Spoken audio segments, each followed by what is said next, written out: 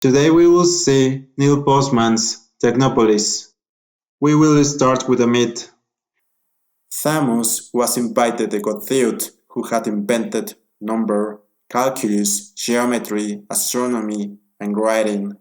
Theut displayed his inventions stating that they should be widely known and made available to the Egyptians.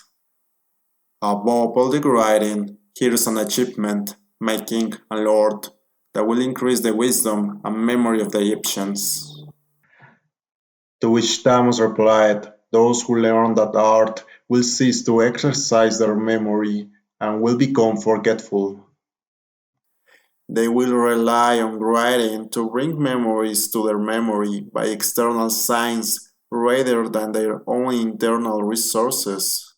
Today we are surrounded by multitudes of thoughts, one-eyed prophets who only see what new technologies can improve and are unable to imagine what they will destroy. New technologies change what we understand by knowledge and truth. Alter those deep-rooted ways of thinking that give a culture its sense of what the world is. Technology is not only a vehicle of thought, but also its driver. We have the example of Copernicus, Kepler, and Galileo.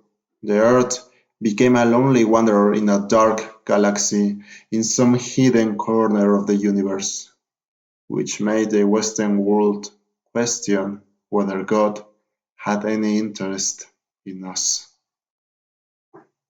From technocracy to technopolis. The first true technocracy was in 18th century England, with the invention of the steam engine by James Watt. Later, in the 19th century, the emergence of the utopian communities was witnessed, the most famous perhaps being New Lanark. After the dependency on machinery continued to grow, people continued to believe that these tools were still their servants and not their owners. They allowed them to be aggressive, bold, and impudent servants, but that they could arise above their servile condition was not a terrifying idea. And although the technocracy did not find a definite place for the human soul, its citizens remained true to the belief that increasing material wealth could compensate them for a culture that insulted their own dignity.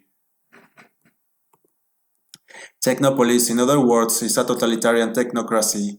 Huxley himself identified the rise of Henry Ford's empire as a defining moment of the shift from technocracy to technopolis, which is why In a Brave New World is divided into two eras. It was believed that the fundamental, if not unique objective of human work and thought is efficiency, that technical calculation is, in every sense, superior to the human judgment. Technocracies are concerned with inventing machinery that people's lives are disrupted by machinery is interpreted as normal, and that people should sometimes be treated as if they were machines is seen as an inevitable and painful condition of technological development. The alternative to prayer is penicillin, to family roots, mobility, to reading, television. There's even an alternative to the painful enigma of death, as Freud called it. The enigma could be postponed by a longer life and then, perhaps, solved forever by cryogenics. All of this affected our belief systems. Among the conceptual debris remained a single idea in which to continue believing: technology. The devaluation of traditional beliefs acquired an exaggerated importance that pushed technocracy in North America towards Technopolis. The new god of culture solved the problem of the lack of information, but did not warn about the dangers of its excess, the chaos of information, which has caused enormous discomfort. What is the problem in Middle East, or in South Africa, or in Mexico? It is the lack of information that keeps these conflicts at their peak. It is the lack of information that leads to the high divorce rates and make the beds in mental institutions overflowing. It is an improbable world, a world in which the idea of human process has been replaced by the idea of technological process. The objective is not to reduce ignorance, superstition, and suffering, but to adapt to the demands of the new technologies. The ideas aroused by this domination of technology can be summarized as follows. Nature is an implacable enemy that can only be subdued by technical means. Problems caused by technical solutions require other technical solutions. There is another problem with Technopolis, and it is his obsession with everything, including intelligence. There is no such thing as intelligence. It is a word, not a thing, and a word with a high degree of abstraction. This is the Robert McNamara fallacy. Scientism. Scientism is the desperate hope, desire, and eventually the illusory belief that a set of scientists can provide us with an unquestionable source of moral authority, a superhuman foundations for answers like, or questions like, what is life and when and why? Why is there death and suffering? What ends are good and which ones are bad? How we should think, feel, and behave. To ask science, to expect it, or to accept without questioning the answers to questions, this is scientism. And that is the great illusion of Technopolis. And this was a mistake that Sigmund Freud made when he was debating whether humanity could survive without God, or rather, whether humanity would function better psychologically, culturally, and morally.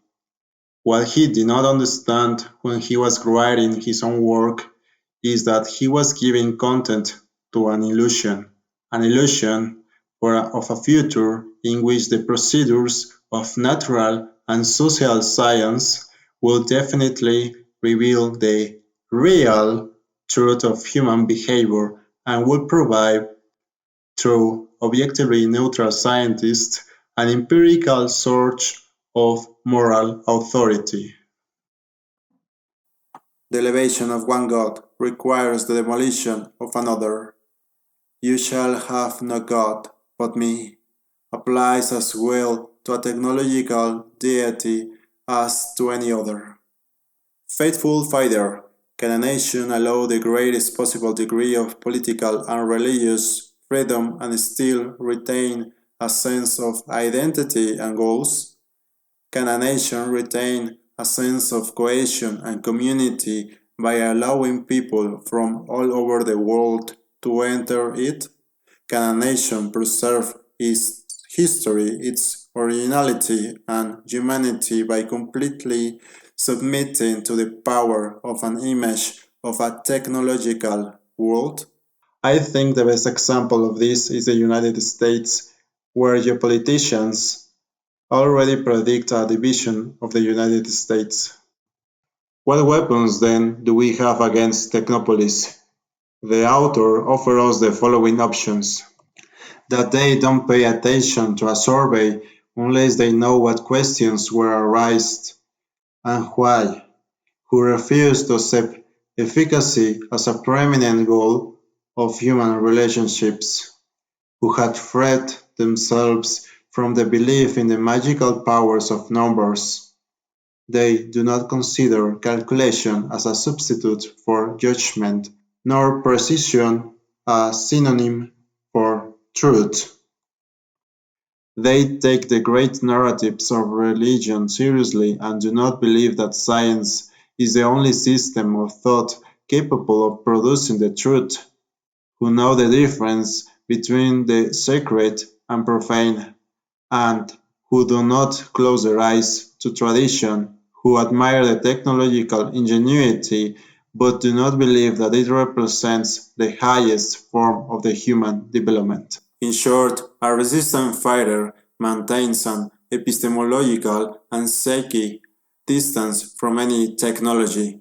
Ultimately, modern secular education is failing not because it does not teach who is Einstein, Rockefeller, and thousand others, but because it lacks a moral and social core.